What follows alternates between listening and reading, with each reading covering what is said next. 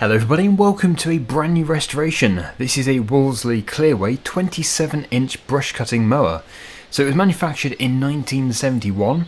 Unfortunately it's in very bad condition and it does not have the original engine, but somebody has actually fitted a 10 horsepower electric start engine to it. So that's going to be a really nice upgrade.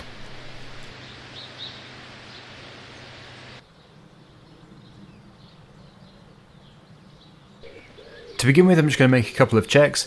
First of all, the oil. So you can see we actually do have oil in the sump. It's a bit dirty, but there is some in there. And also the fuel. The fuel tank is a little bit dirty, but it shouldn't take too much to clean it. Here is the push start solenoid fitted to the machine. I'm going to use a temporary fuel tank, and I'm also going to attach a battery to it and see if it runs.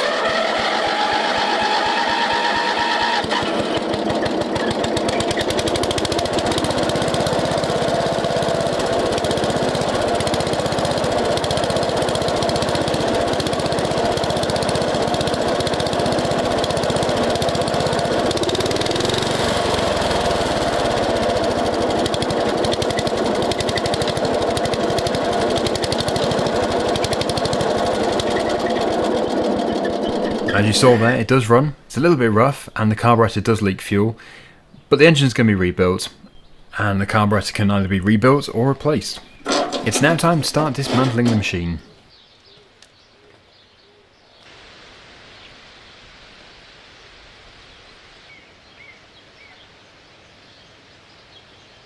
One of the first things I noticed about this machine is just how worn some of the bearings are, and also some of the bolts are very loose.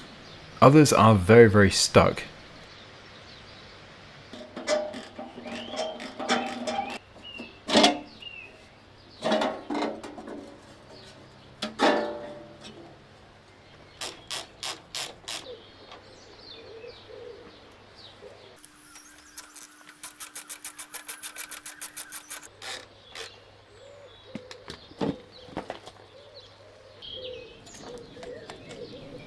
With the main belt removed, I can now lift the engine out of the chassis.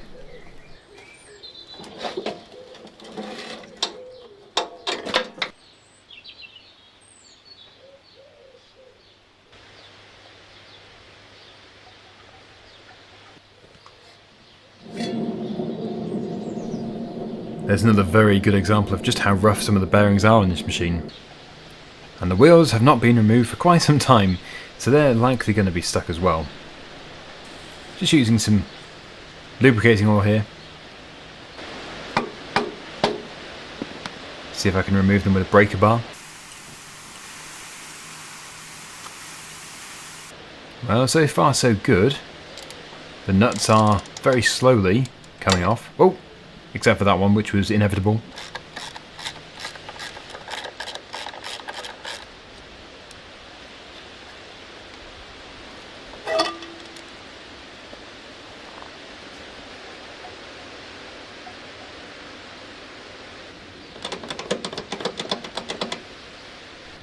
Luckily the other side isn't anywhere near as bad, so these nuts have come off quite easily.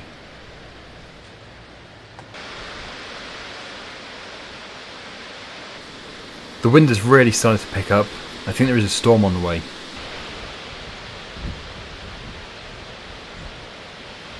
Just going to remove the gear shifter, and then this will allow me to remove the gearbox.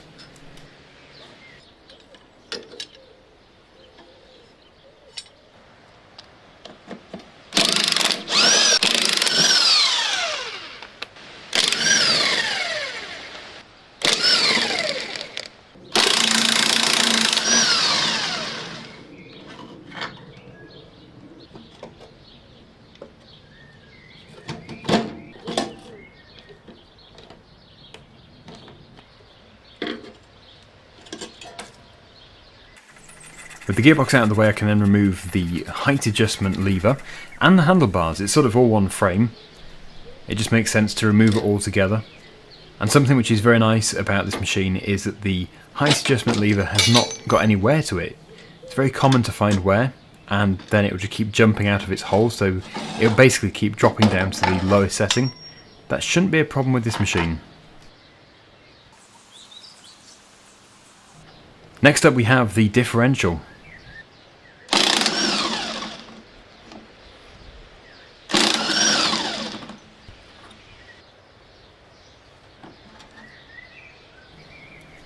Just give it a quick clean. You can see we've got quite a lot of pitting under here, a lot of rust. But luckily, most of this area is not seen.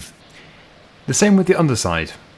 It is quite clearly very rusty under here, and there's also some holes, so that's a bit of a concern, but I'll come back to those later. First I need to remove the nuts and also the blade itself. Clearly a lot of the nuts which hold the chassis together are rounded off, so I'm most likely going to have to cut those off with a grinder. But first I'm going to attempt to remove the blade bolts with this special socket.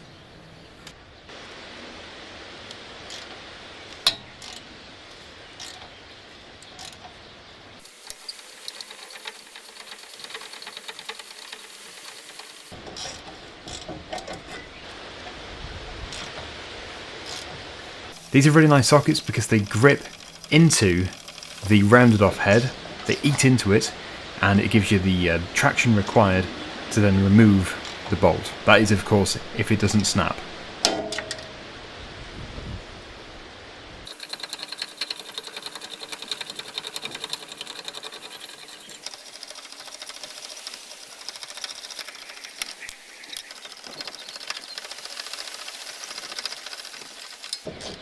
In the end, only one of these bolts sheared, so I'll remove the stud by welding a nut onto the top of it later.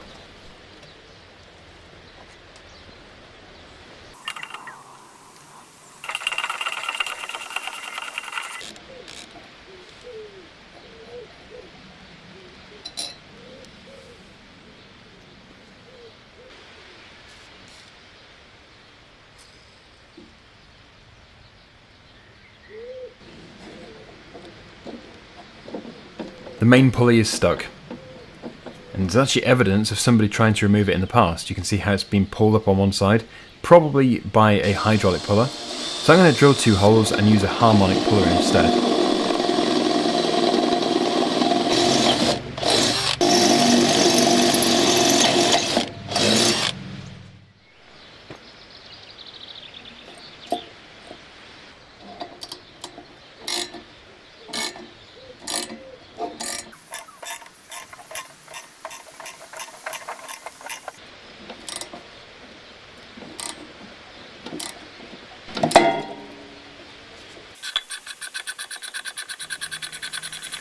The harmonic puller is working really well, and the nice thing about it is you just do not run the risk of bending the size of the pulley up.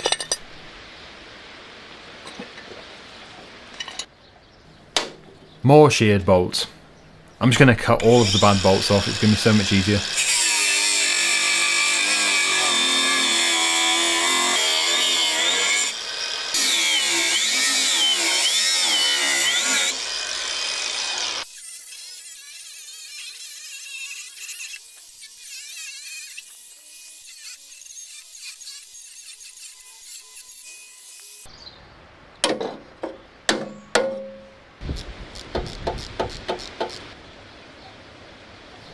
Removing the lower pulley with a 2-leg puller. It was only slightly stuck, it just needed some persuasion.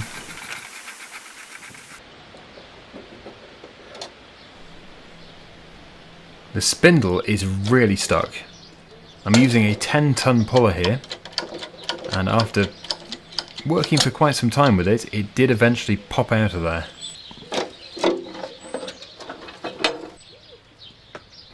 The next issue is the lower bearing is stuck on the shaft. I did try and remove this with a hydraulic puller. I probably should have attempted to use a bearing puller, but the problem is it's so far down the shaft, because that broke the outer race, leaving the inner race stuck on the spindle. I'm going to weld 2 nuts to the side and see if I can then pull the inner race off.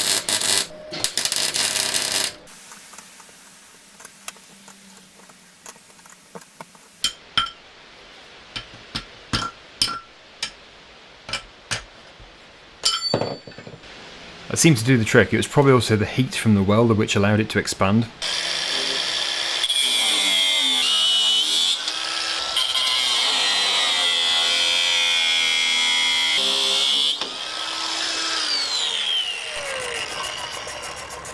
We're now down to the final few components. This is the clutch and gauge lever.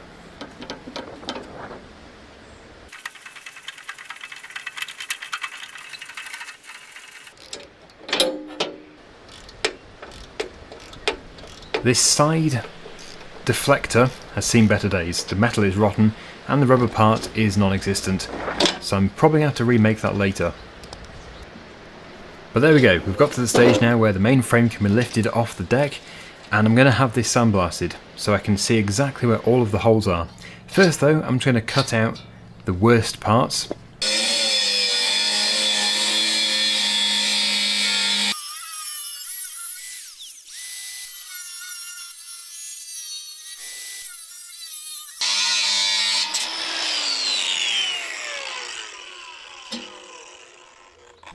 It's now ready to be sent off, but I do also need to send off all of the other parts as well, which need to be sandblasted and powder coated. So I need to run through everything. First of all, the gearbox. On this we've got a frame and a pulley, and then I need to look at all of the other components as well and make sure I don't miss anything. I will be doing some sandblasting and powder coating myself as well, but mostly the small parts.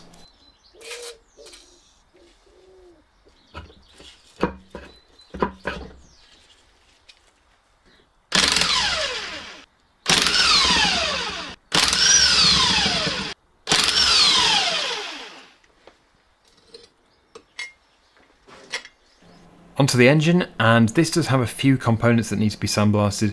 The top engine cover, the mounting plate, and the clutch. I'll be doing the clutch myself, so really it's just the mounting plate and the cover.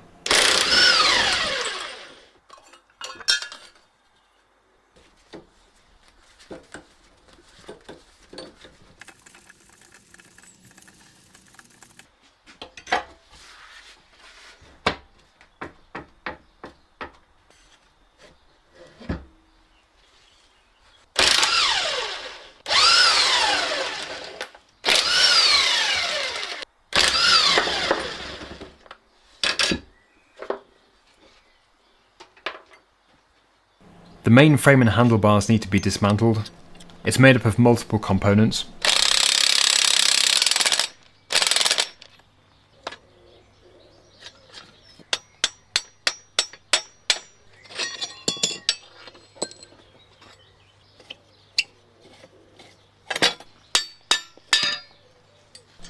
Next up we have the wheels. I need to dismount the tyres from the rims.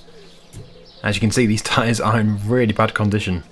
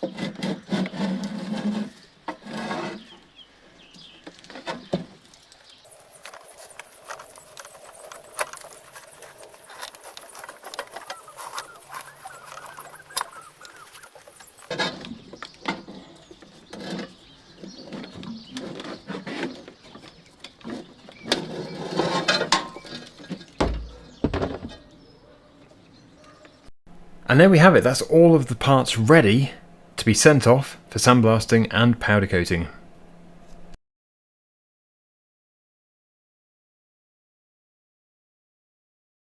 I thought the wind was picking up.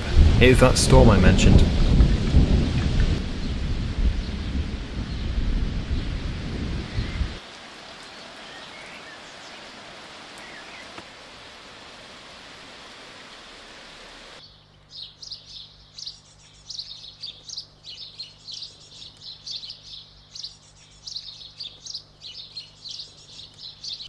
Time to start doing some restoring.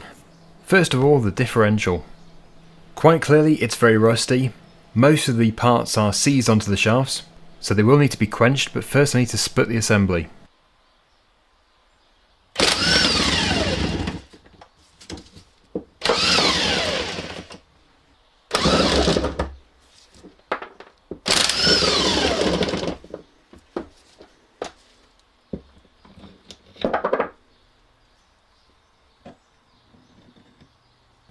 After an initial inspection, the teeth do look to be in very good condition on all of the components.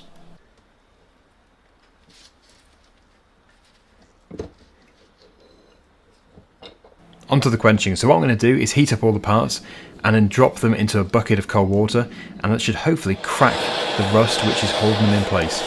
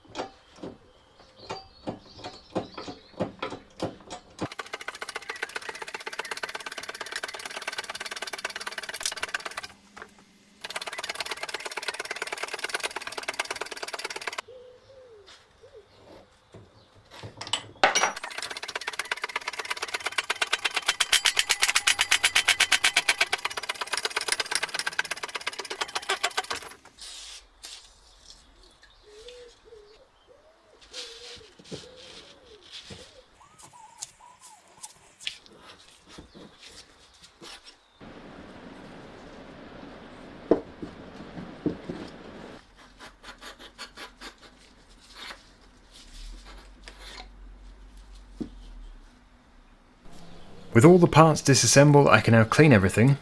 To do this, I'm going to use some white spirit.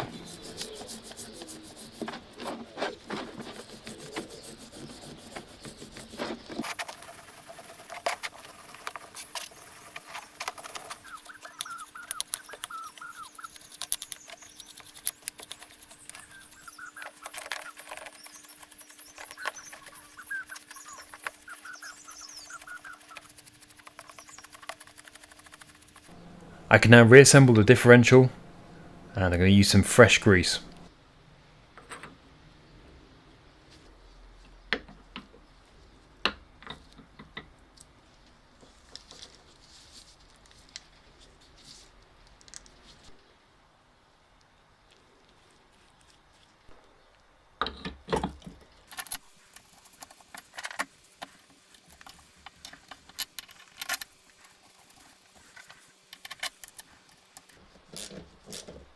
Just to improve the look of the differential, I can now finish with a top coat of paint.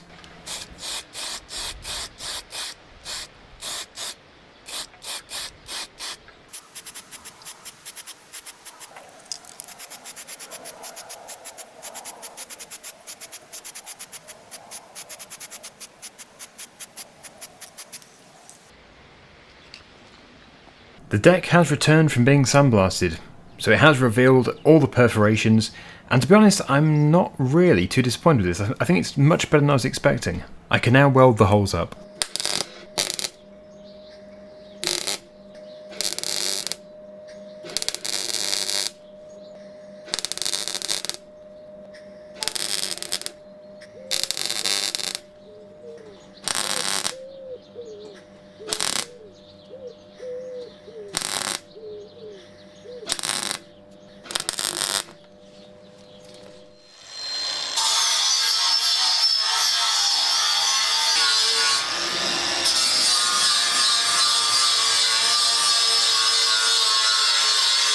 I've got some new metal plate for where I cut out the damaged area previously.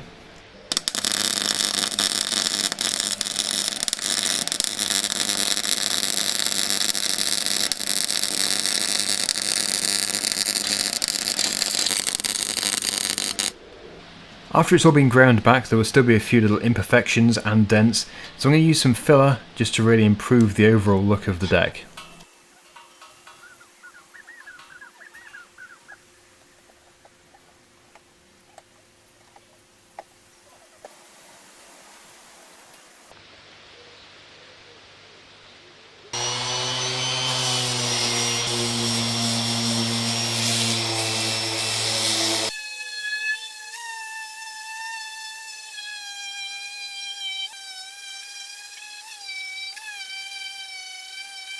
After it's been sanded, you can see how the filler really does allow the original metal to blend into the new welded metal.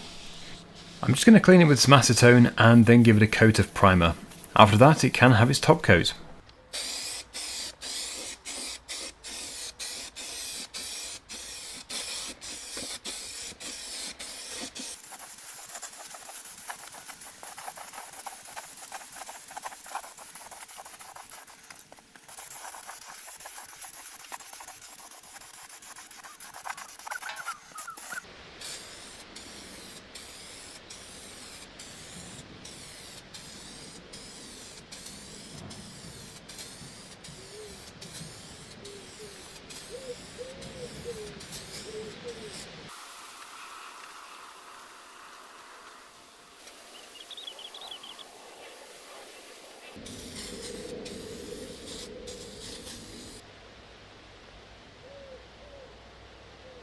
And here is the finished result after 3 applications.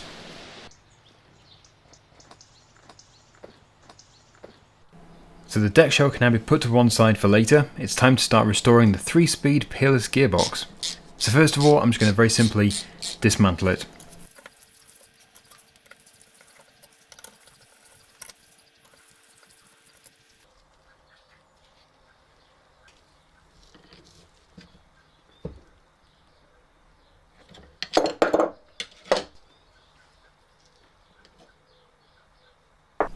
Under this shifter you can see we have 2 ball bearings and 2 springs. These are essential for the shifting operation, so I need to keep these very safe.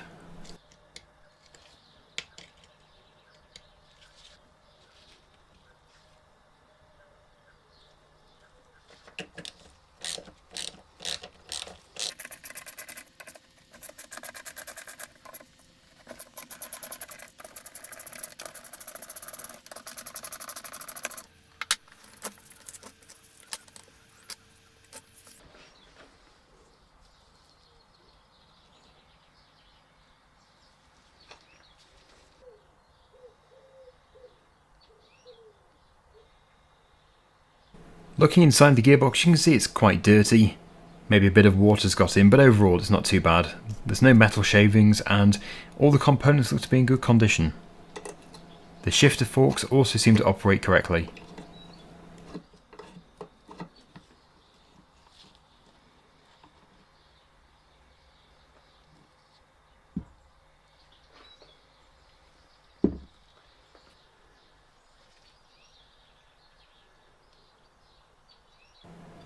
I'm now going to clean out all of the grease and what looks to be chocolate pudding. But it isn't, it is dirty grease.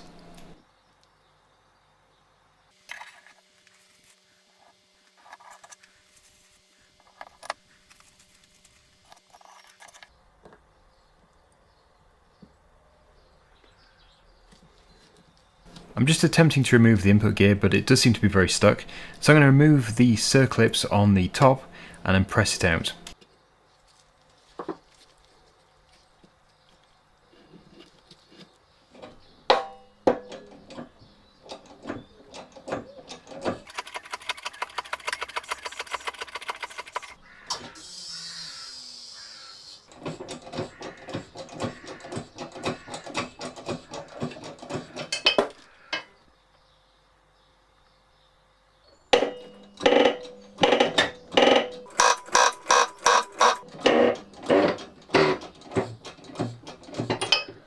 I really don't know why it was quite so stuck because it doesn't seem to be rusty.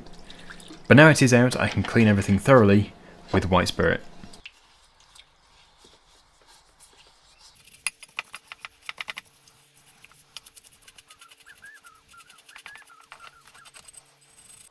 That's the first half clean, time to do the same thing with the other half.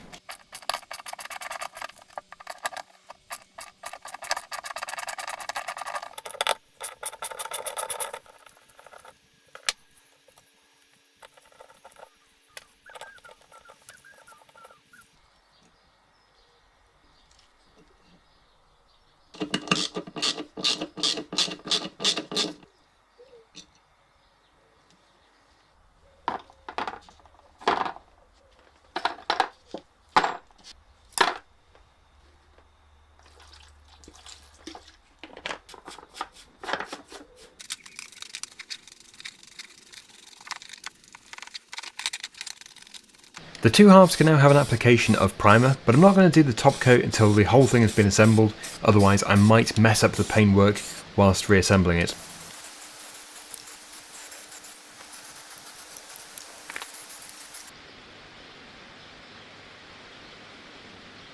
With the primer dry, I can now reassemble the gearbox.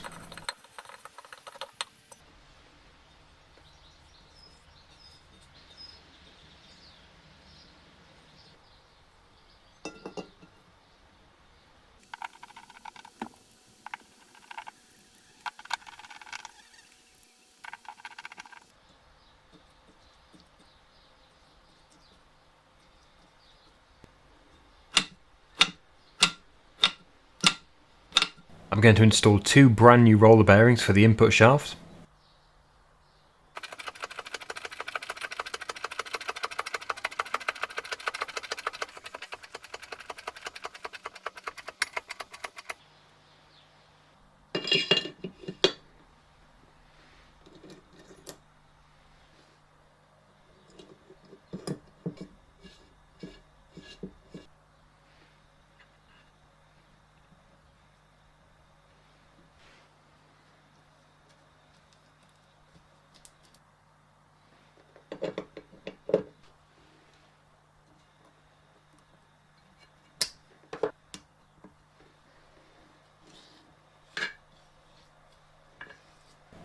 Lots of new bentonite grease can now be put into the gearbox. This grease does keep its shape, it doesn't turn into a liquid when it gets hot.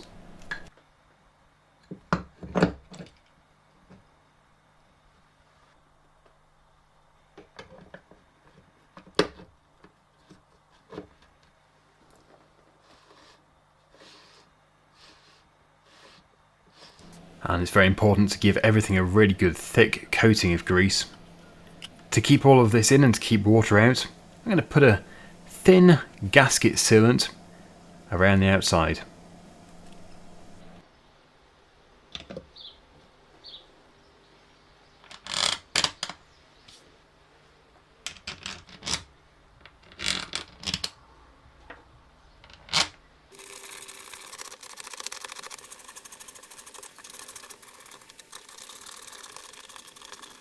And we're at that stage, the all-important spring and ball bearing. So the two springs go in first, then the two ball bearings, and then the shifter plate can go on top.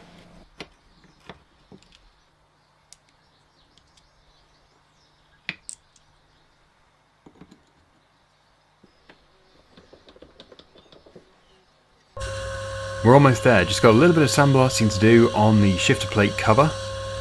Give it a nice coat of paint. And then that can be screwed onto the top of the gearbox.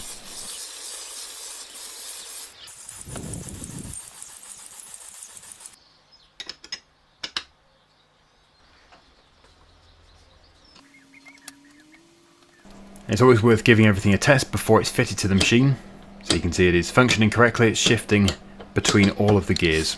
So to finish off, a nice application of black paint.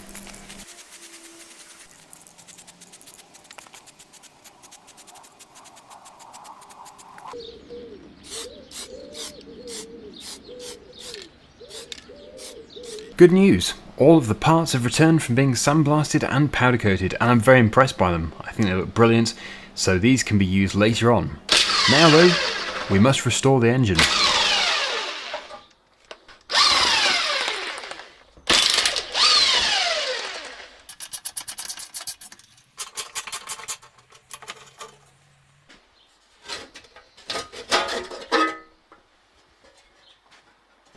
Just going to drain the old oil out of there. Have a good look at it. Yes, it just looks really old. I can't see any metal filings though, which is promising. I'm going to dismantle the entire engine, and then once I've done that I can assess the condition of every single part individually.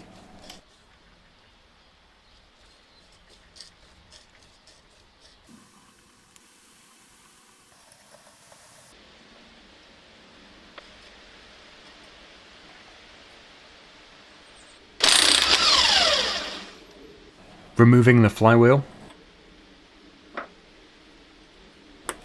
To remove it I do need a flywheel puller, and ideally the threads need to be cleaned first of all, otherwise you do run the risk of not being able to get the bolts in there fully, and that can damage the flywheel. So I'm just going to run this tap into the 2 holes and make sure the threads are as clean as possible.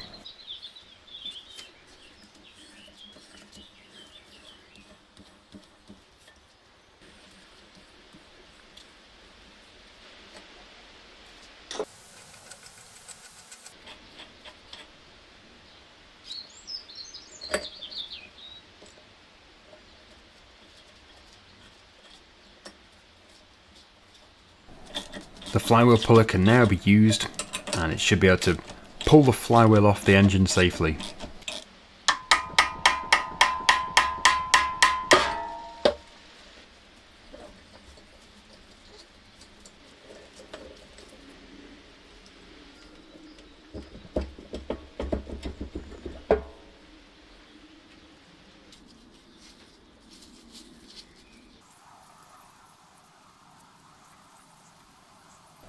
The ignition coil can now be removed.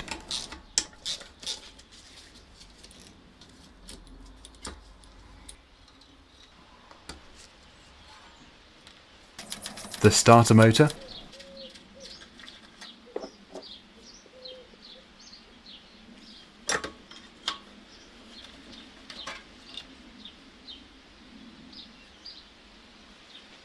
The air filter assembly.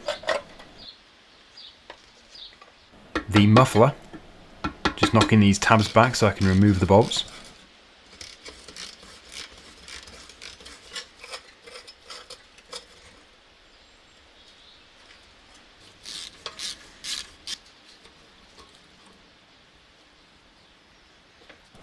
The carburetor.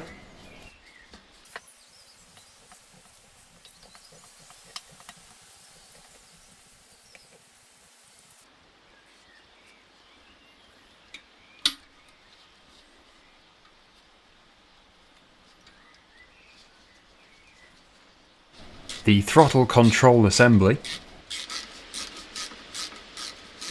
and on the back of here we do have the governor lever. Next we have the sump.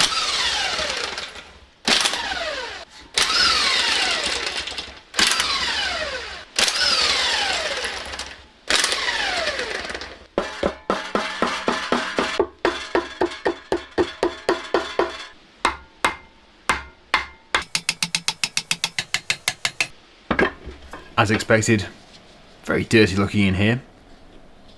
So we have first of all the oil slinger, which is also the governor, but it does lubricate the engine. It moves the oil around, lubricating all the parts. Just drain some of the old oil out. Then we have the camshaft. This is for timing the engine and for controlling the valves. Valve tappets fed out behind that, so they push on the valves to open and close them.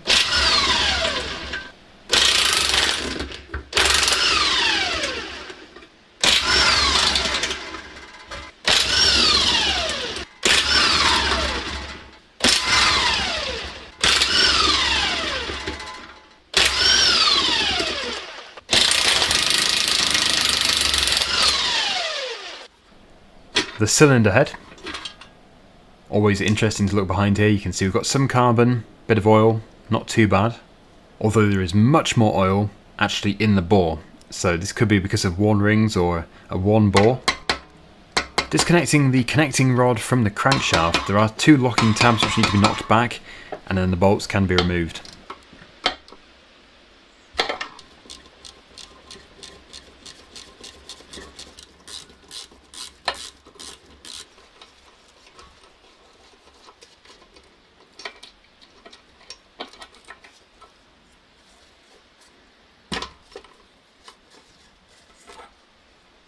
Quick inspection of the big end. There is a bit of wear there, but not too bad. I've seen much worse.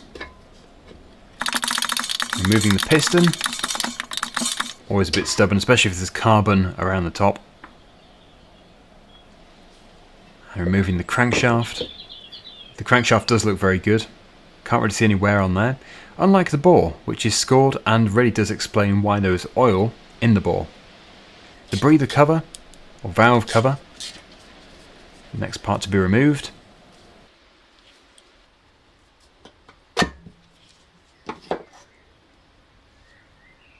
And you can see we do have a very perished breather hose. which will likely affect the running of the engines. This must be replaced. Now I can remove both of the valves.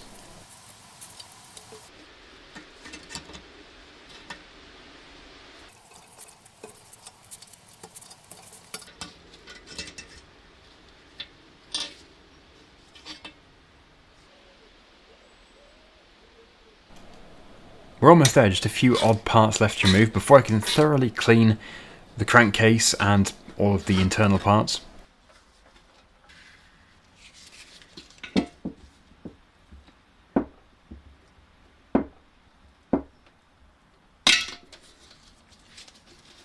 To do the initial clean, I am just going to put it into the hot washer.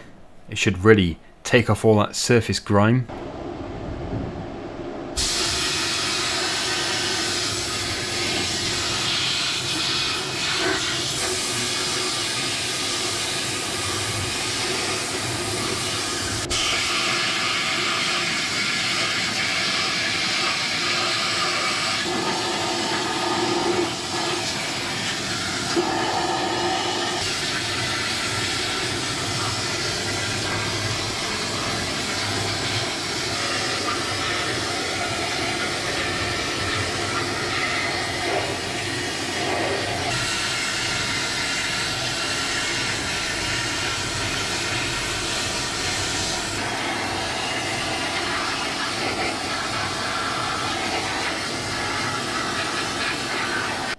That's much cleaner. I'm going to remove some of the paint with a wire wheel.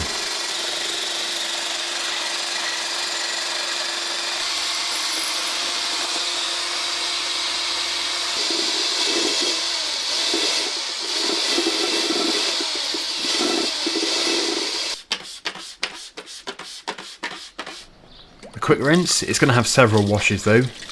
Need to make sure this engine is as clean as possible before it's reassembled. Next I need to lap the valves into the valve seat on the crankcase, so I'm going to clean it on the wire wheel. And then it can be lapped with some valve lapping compound.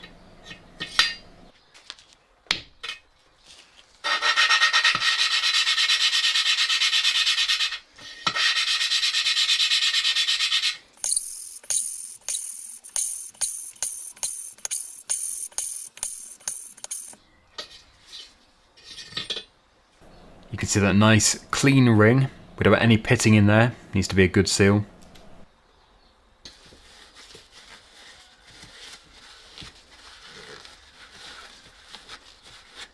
I can now repeat the process on the exhaust valve.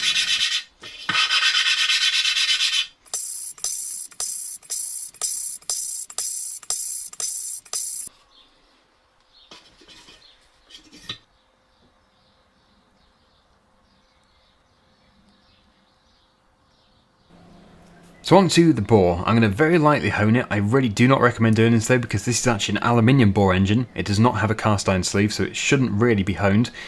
But I'm going to do it anyway, to see if I can improve the situation.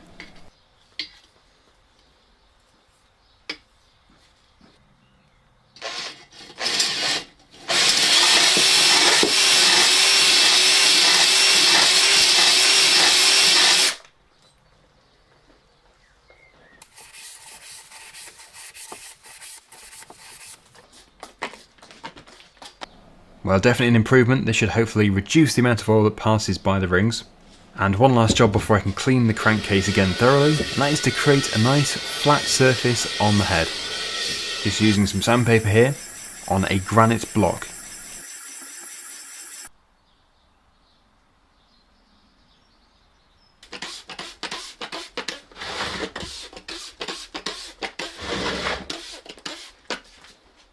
With the crankcase clean, I can now clean all of the other components as well.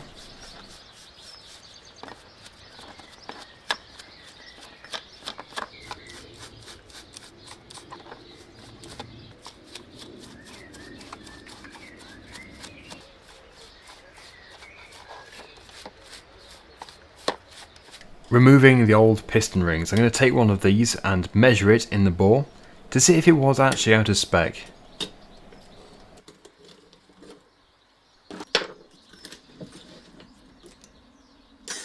Using a feeler gauge, I did discover that the old rings are out of spec, and that is another reason why oil was getting past the rings. I can now decarbonise the piston.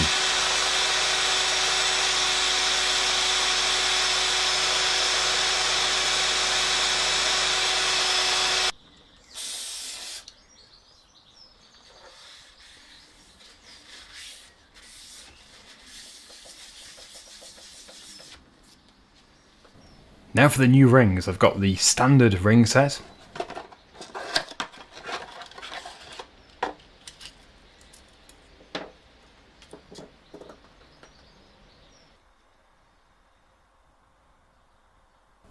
There is a spring that goes on prior to the oil ring, and then the 3 rings can be fitted with a piston ring expander.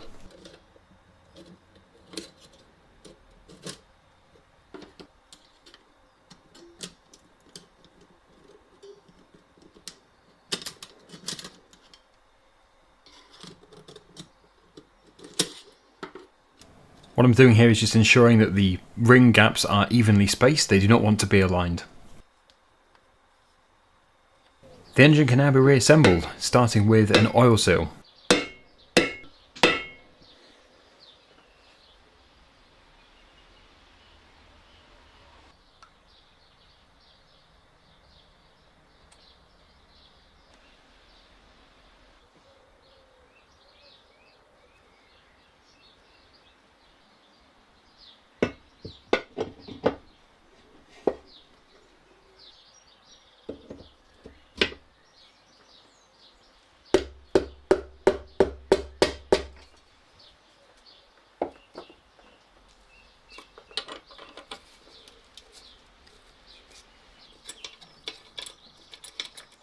With the connecting rod bolts in place, I can now torque them to the correct torque setting.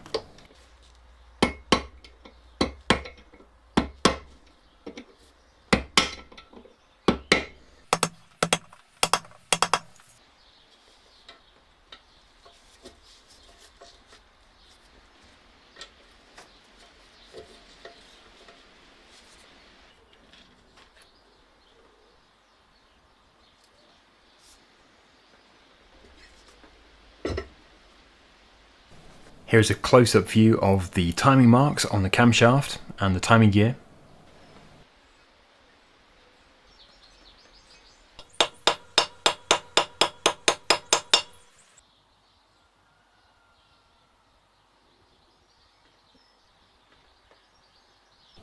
Now, although this red stuff looks very similar to the lubricant I'm using, this is actually high-tack. This will make the gasket stick and seal correctly.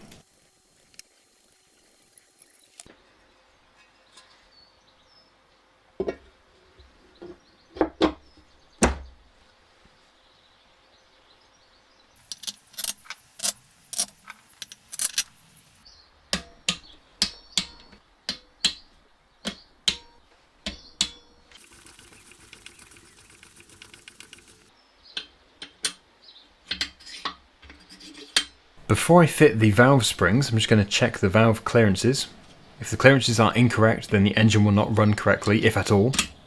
Luckily, this engine is perfect. I think it might have had a valve job before.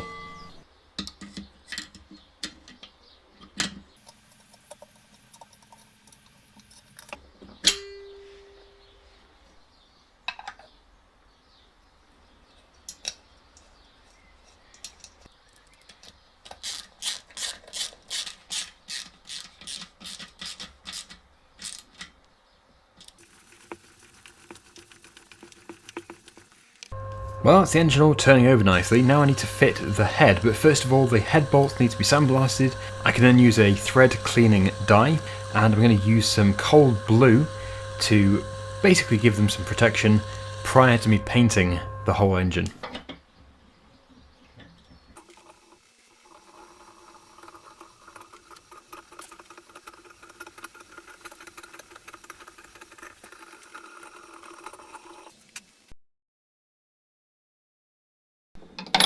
So this is the cold blue. Basically what it does is it creates a black oxide coating which just prevents the rust from forming.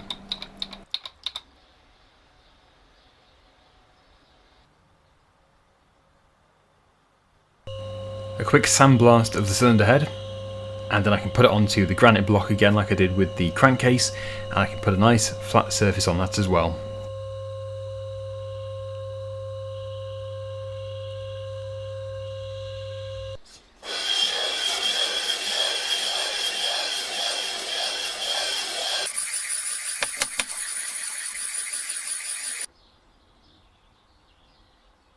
A new head gasket, and we're ready to fit it.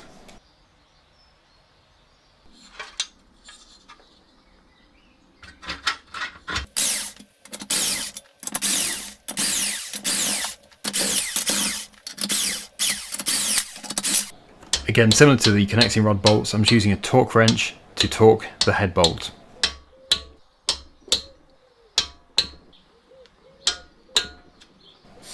And to give it a nice finish, some heat resistant paint. I used to paint the engine components separately and then reassemble the engine, but I just discovered that you mess up the paint and get all covered in oil. It just makes sense to paint it once it's been reassembled.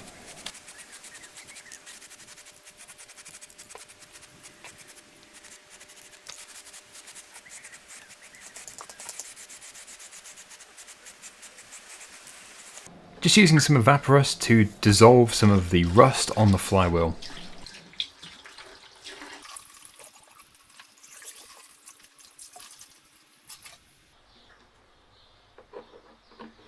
After 24 hours soaking in the evaporust, the rust has been dissolved, and after a quick wire brush and a wipe, you can see it really does bring it back to that bare metal, ready for painting.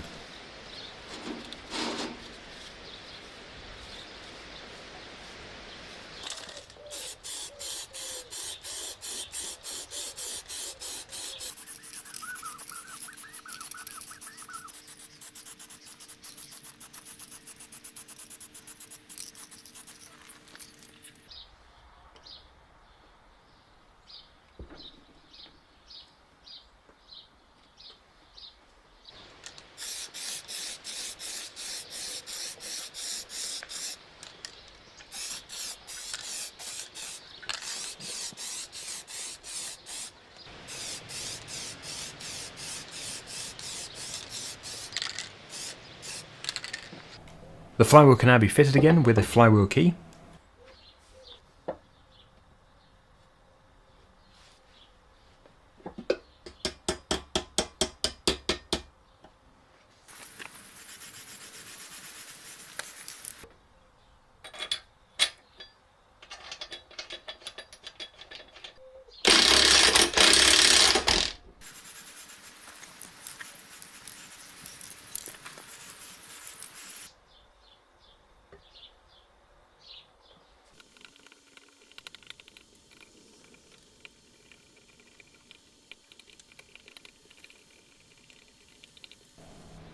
A new ignition coil. The previous one did work, and I have kept it for other projects, but for this engine, because it just looks so much better now, it's all been repainted, I thought an old rusty one would look a bit out of place, so here is a new one. Just setting the air gap with the piece of card which was included in the box.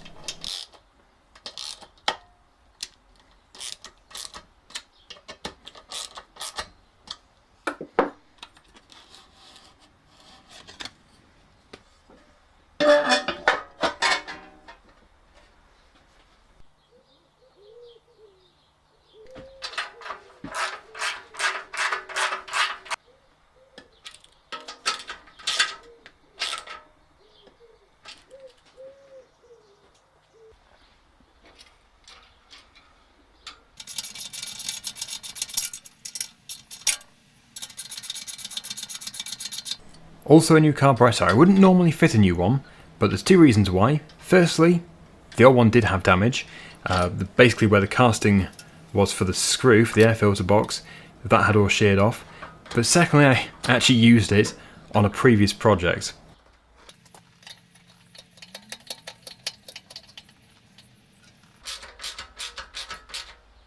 Sticking with the new parts, I have a new low-tone muffler. I would have fitted this anyway.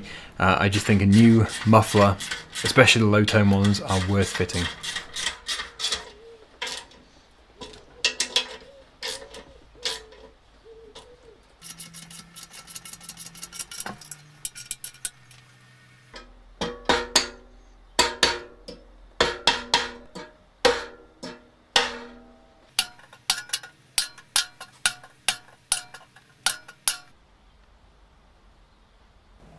Time to rebuild the starter motor. So yeah, it does work, but I'm going to fit some new brushes just to guarantee that it's going to keep working well, and I'll clean everything up and basically just make sure everything is good.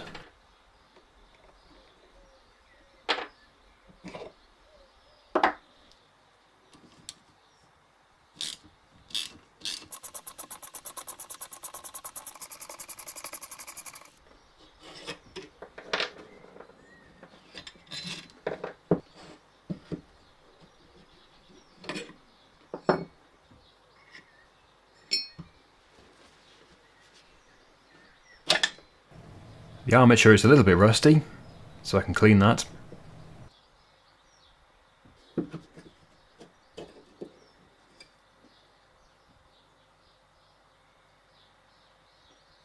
And I think I'll probably soak the housing in some Evaporust again. Not sponsored, by the way.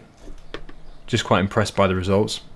Good for small parts, otherwise I like to sandblast things.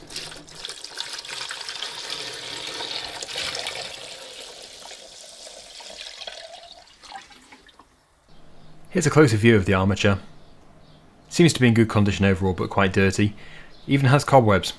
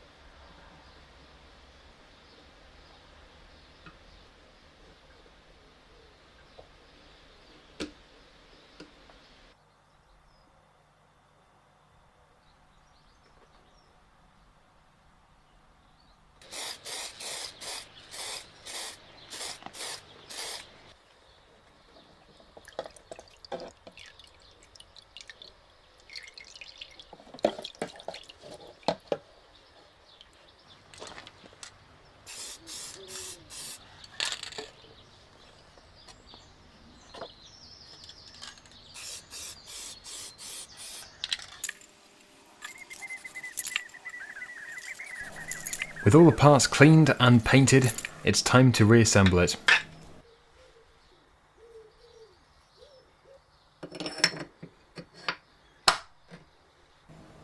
Here's a new cap end, the brushes. These things have got super expensive recently. I'm still keeping the old one, because it is possible to refit them. But for a nice project like this, it's always going to be nice to upgrade to a brand new one. And those two metal retainers are definitely worth keeping. If you keep those, then you can refit the brushes later, and you can reuse another end cap.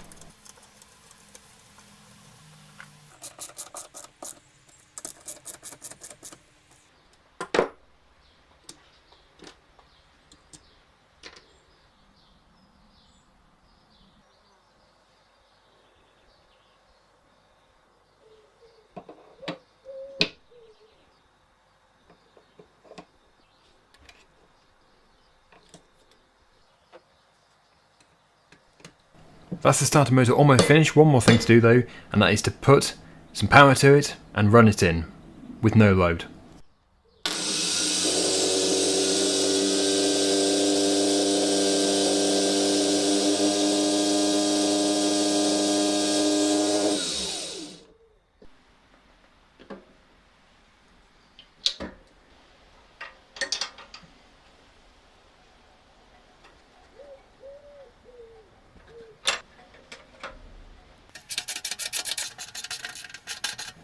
We're almost there, the engine is nearing completion, but there is one more component, and that is the clutch. It's time for it to be disassembled so it can be refurbished, and so I can powder coat the pulley.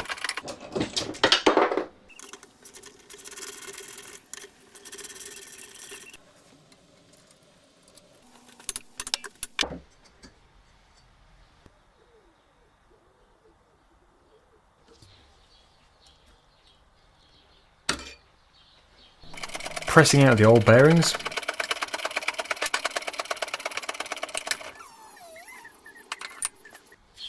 Yeah, these old bearings are not good. They hardly turn. So here are the new bearings. Let's get these fitted.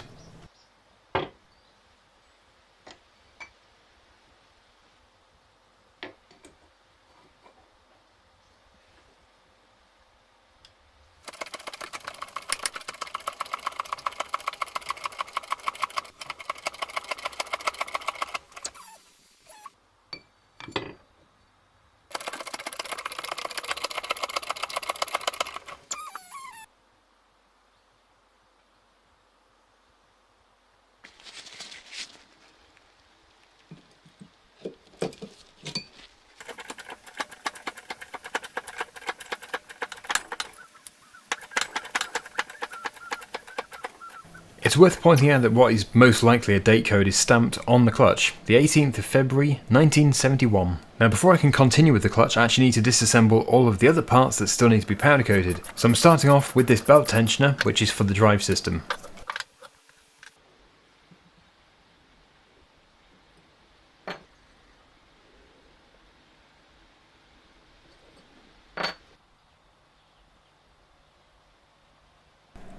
I'm not too sure how easy it was to spot at the beginning, but there were two front brackets on the machine, one of which is completely bent out of shape. It's most likely been under the deck. So I'm heating it up now to make it malleable, and then I can bend it back into position using the vise.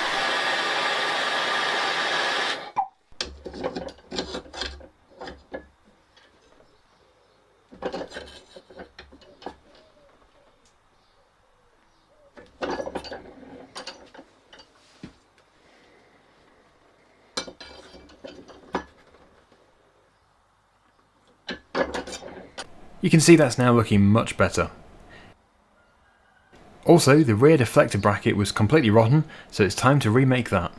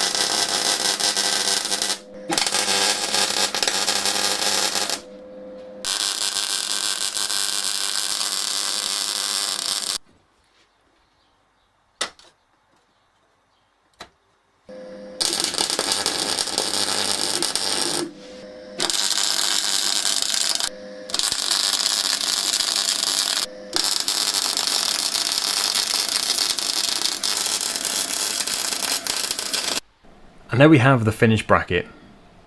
So all the parts are now ready to be powder coated. I'm going to be using vermilion powder coat.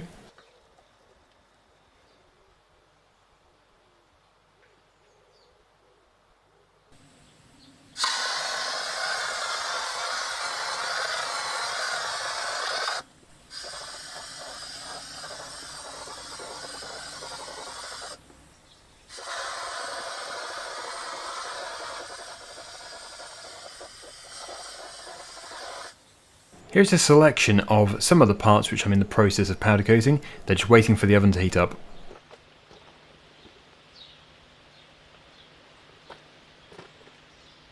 In they go.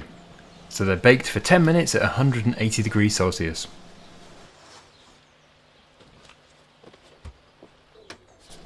Out comes the first batch, and the second batch is all ready to go in, including the pulley from the clutch.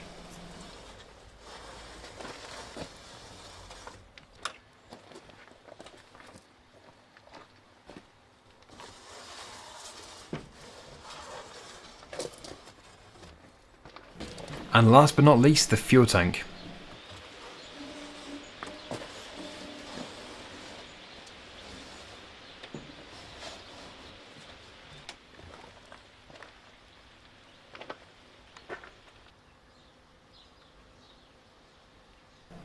Here is a closer look at all of the parts that I've just powder coated.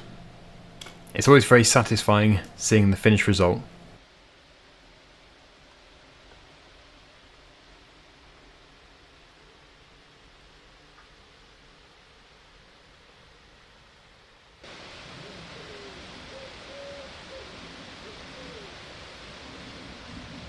With all the parts now ready, I can now continue the reassembly. So let's head back to the clutch and get the pulley put back on.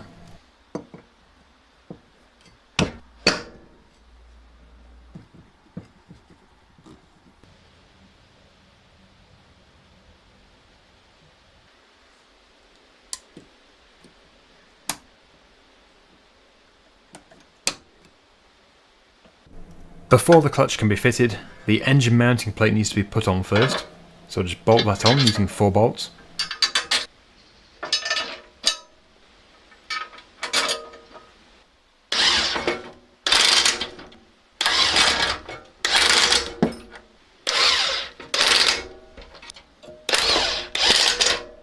It's always worth putting a smear of copper grease on, so that if you have to remove this in the future, it's not stuck.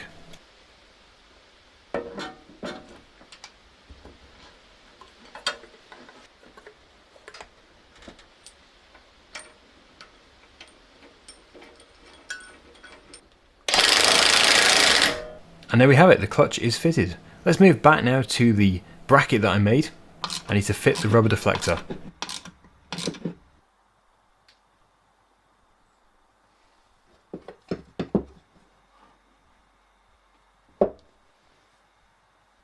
It's now time to reassemble the entire machine.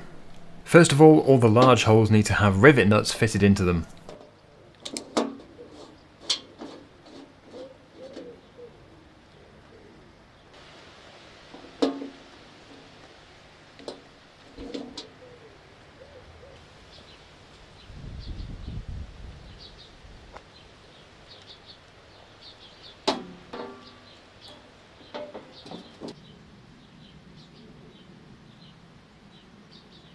The main frame can now simply be bolted to the deck.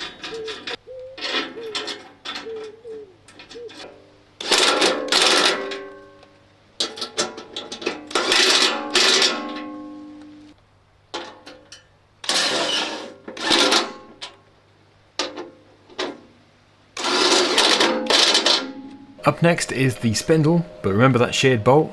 Let's weld a nut to it to remove it.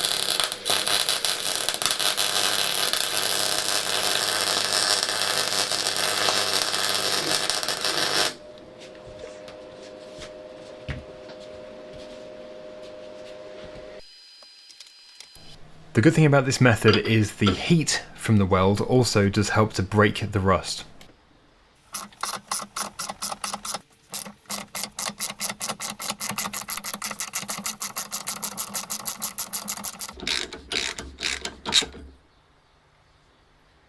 I can now clean all the threads.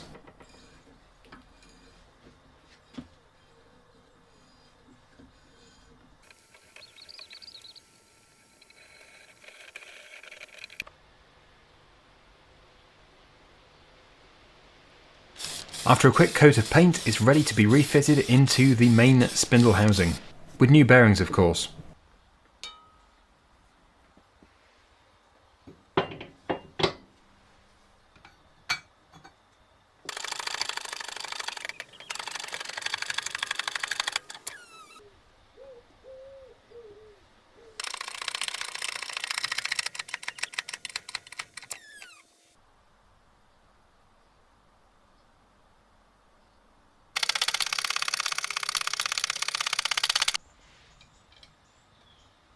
And with the new grease fitting, that is the main spindle completed, ready to be fitted to the machine.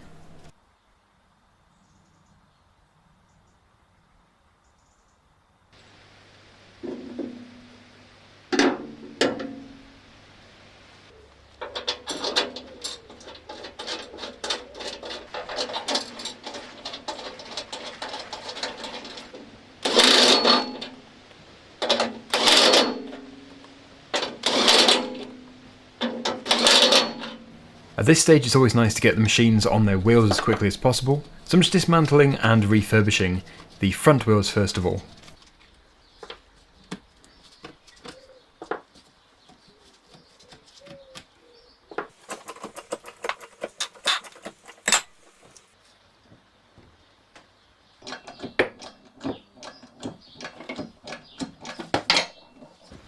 After a quick sandblast, the rims are ready for a paint.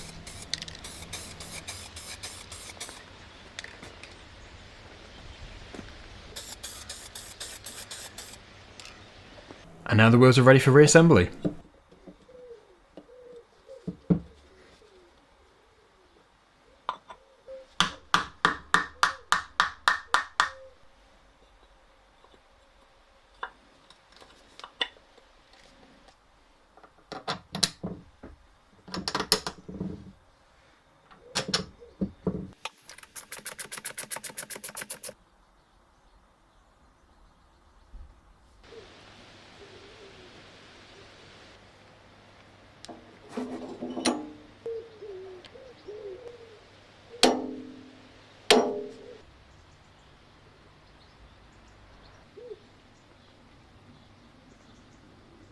Moving on to the differential, I've just cut this roller chain to the correct length, so that can now be fitted to the sprocket. And with 2 new flanged axle bearings in place, it can be lowered into position.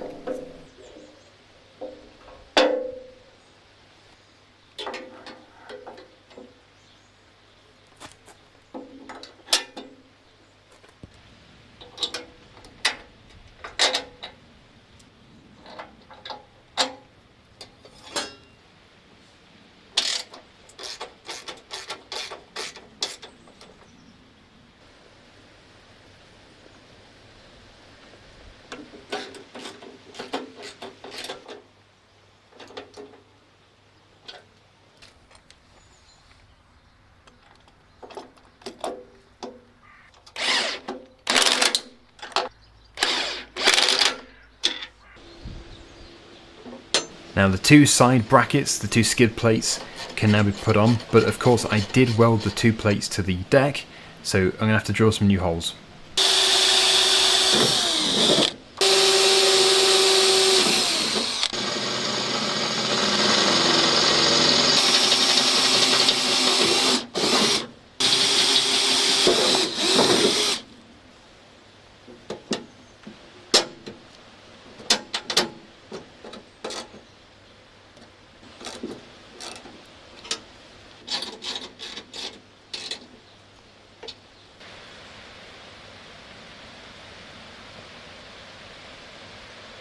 Now for the rear tyres, I have once again gone for the chevron tread, for maximum traction.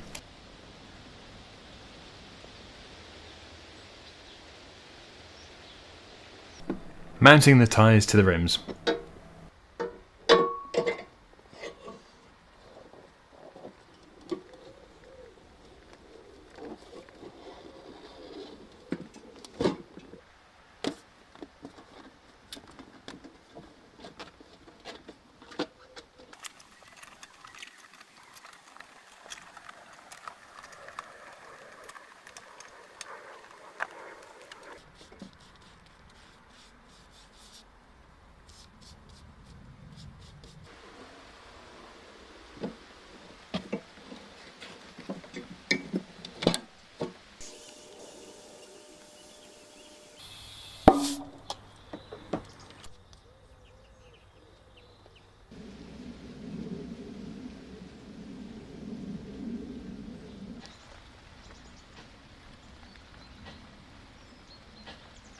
The wheels can now be fitted to the machine, and then it will be a nice rolling chassis.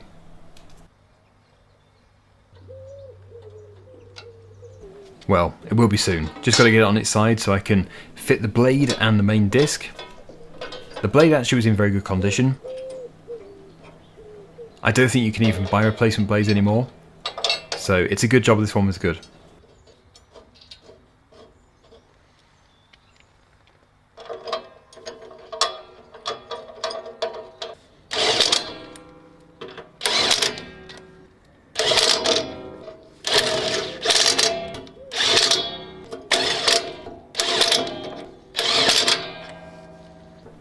Torquing the 2 blade bolts.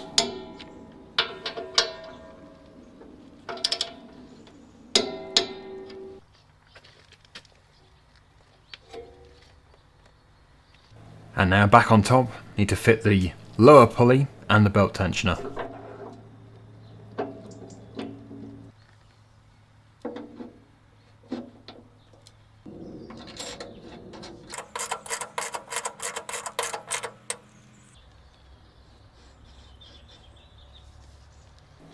The clutch cable is then fitted into the belt tensioner.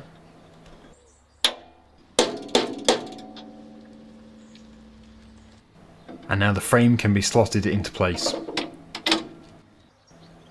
On the side we have the height adjuster, so that needs to be fitted and then bolted to the frame.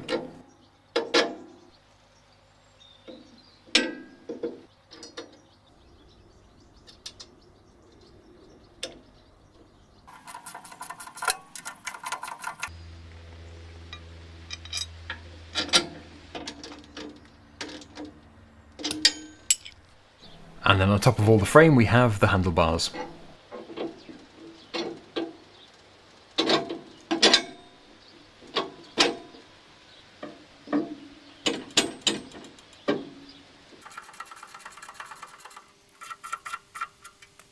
Next up we have the gearbox, which I've already fitted the frame and the pulley to, so it's ready to be fitted.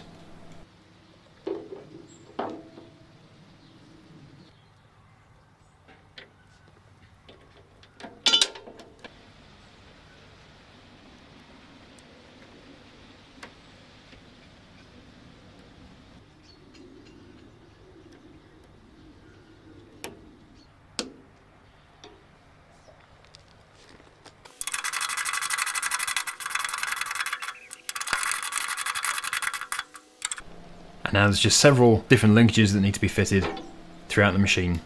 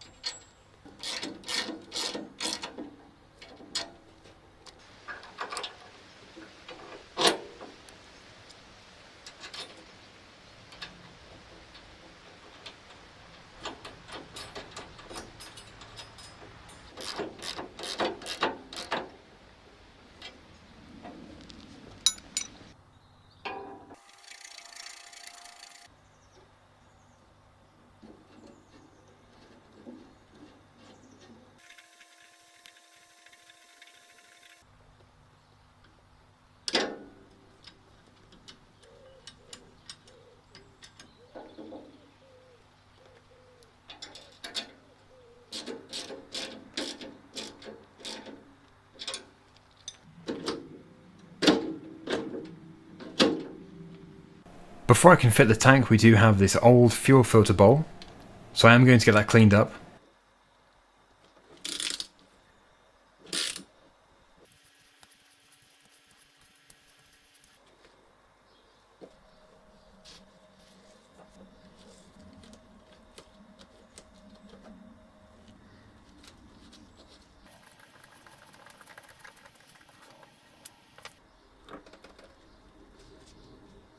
As you can see, everything is very grimy, and the old filter mesh is still in there. It's a bit rotten, so we'll be fitting a new one of those.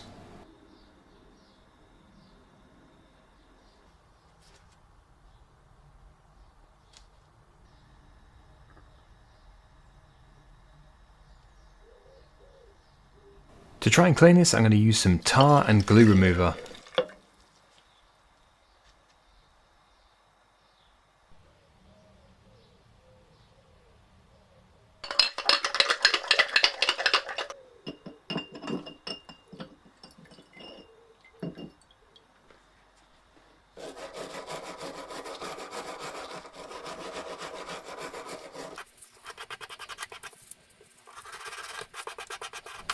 It does quite a good job, but we've still got the stuck old filter on the inside, so I'm going to try and dig this out.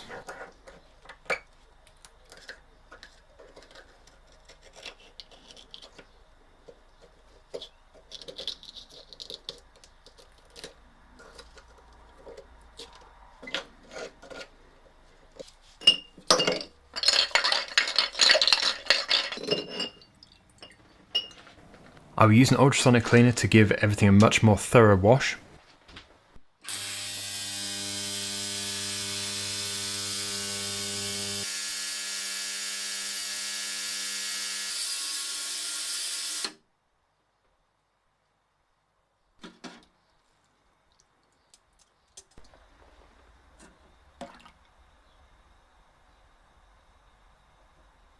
It's all looking much better, but we do still have some dirt and grime inside this housing, so I use a sandblaster to make it really clean.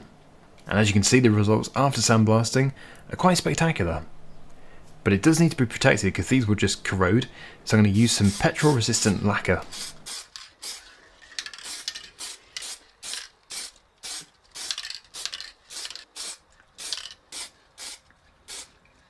I'm just using a socket as a template to create a new gauze filter.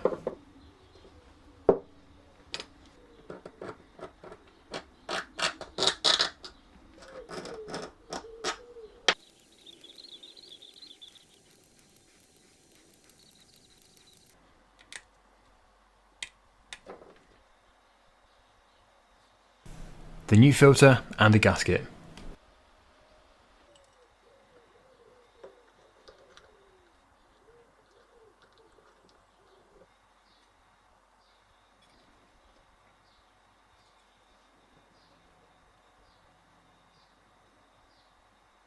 And then we have the assembly ready to be fitted to the fuel tank.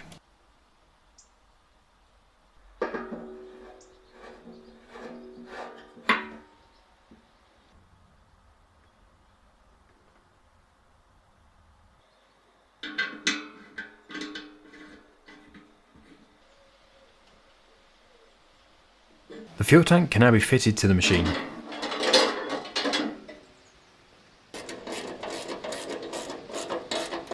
Here's a quick progress update.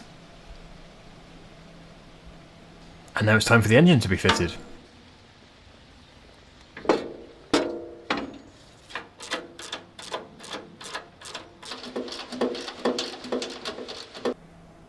Assembling the air filter assembly. The oil which I soak onto the filter is there to catch any smaller sediments of dirt.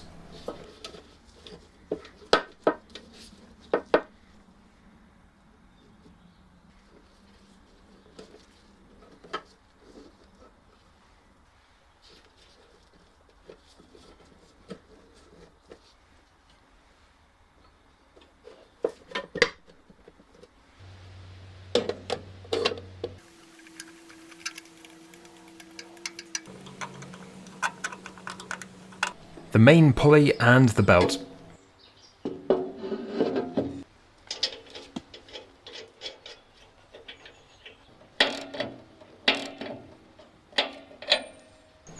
The top cover looking much better now since it's been painted, with a brand new battery for the electric start.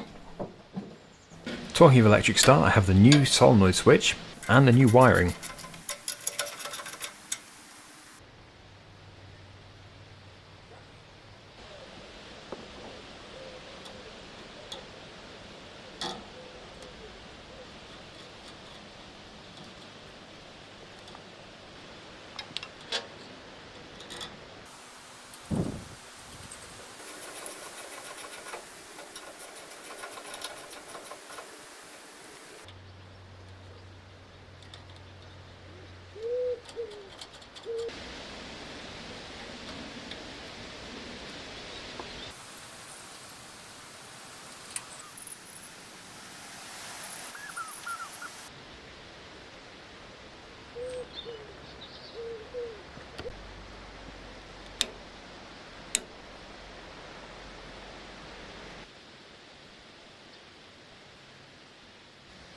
We're really getting there now. So just a few finishing touches. I need to connect up the battery, I need to fit the fuel line, and also I have some handlebar grips to fit.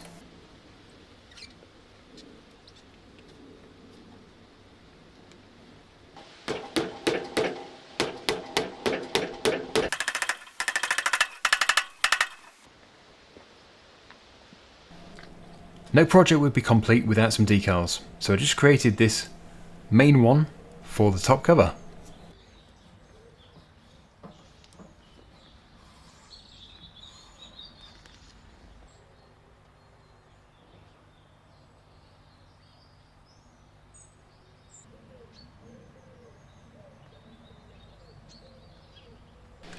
I can now put some fresh engine oil into the engine.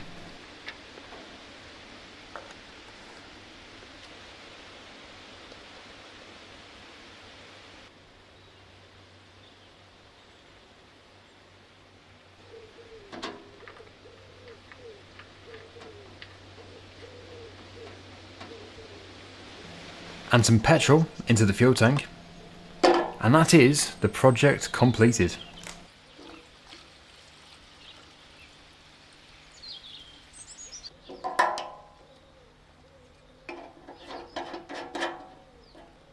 I really hope everybody's happy with the outcome. In just a second I am going to demonstrate it, but this is a good place for me to finish the narration, so I want to thank everybody so much once again for supporting my channel. Of course, if you're watching this, then you are a patron or a channel member, so thank you so much. It's just massively appreciated, and it goes a very long way. All the money goes straight back into the channel.